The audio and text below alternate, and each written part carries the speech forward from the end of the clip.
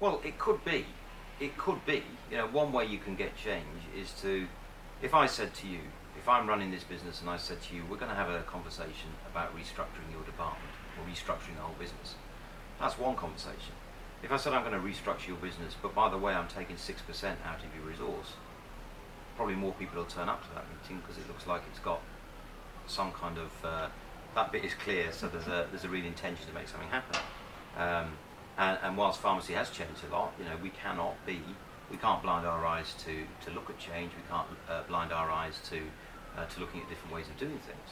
And I wouldn't object to that, but there needs to be some process. Now on the hub and spoke, I'm not quite sure what the problem is we're seeking to fix here. There's two ways of looking at this. If there are efficiencies in hub and spoke, so if you look at it now, in England there's 11,700 pharmacies. So let's say we said, that's too many, we want, I don't know, 5,000 for sake of argument. So you say we want 5,000 pharmacies, but what we're going to do is we're going to create headroom by taking what was done by 11,700 and putting a lot of that volume into a number of centralised hubs.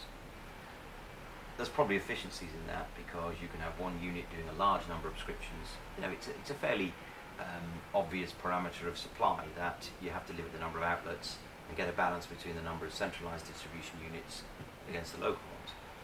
Now, and we need to see what the case is, but if that does create efficiencies, the question then is, what do you do with the efficiencies? Do you fill those with additional services? And if so, what are they? Or do you just simply say, we've had efficiencies, we'll take them out of the chain? And I don't know really, because there's no detail in it, I don't know the answer to that.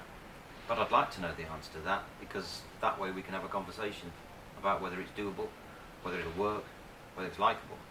If you put in too many changes too quickly, there's a very, very high risk associated with that. And just to be clear about this, pharmacy must have supply at its cornerstone, because it's the supply that gives you the nexus with the patient. And going back to this letter, there seems to be some suggestion that says we'll stick stuff into hubs, we'll have all the pharmacists working in GP surgeries, and you kind of think, well, there's a very interesting top-line concept, but let's just, you know, if I was meeting with my bosses and I had an idea like that, they'd say, well, very interesting, yeah, we want this, no, we don't want this. But they're going to want a considerable amount of more, they're going to want, you'll in principle say, this looks all right, whatever, but you want a lot of detail under that to see whether it'll work. Because otherwise, you just throw in potentially a load of money down into a black hole.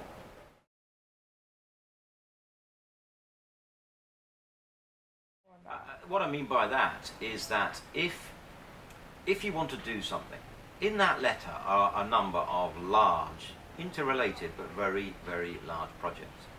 Now with a large project, what you will do with any large project is you'll have a project plan, you'll cost that plan, you'll start with a series of objectives, but what you'll also do is you'll have a big section on risks. Because there are risks. If you play fast and loose with anything, or you want to change something, there are risks. What are the risks? What if it all goes wrong? And that's a fairly big document. If you were going out to tender for services, you'd put together a fairly big document so the person submitting the tender knows what they're tendering for. And so without any of that, in a business sense, without some kind of business plan or proposal with a set of objectives, costed plans and a risk assessment, where are you going? And if I went to get, if I was setting up a business or setting up whatever service, and I went to a bank and said, I want to do hub and spoke, are they going to say, how much do you need, John? Just tell me and I'll give it you. No, they're not. They're going to say, tell me a little bit more about it. And if it's going to work or it looks like it makes sense, then yeah, we'll invest in it. So I go back to it. Where is it? You know, where is it? On every single line of that letter, you just say, where is it? You know, where's your background? Where's your evidence? You know, because if we're having a discussion about it, I can have a discussion about, you write me a letter that as I want to do this, that and the other, and you go, well, tell me a little bit about the basis. No idea. Just do it.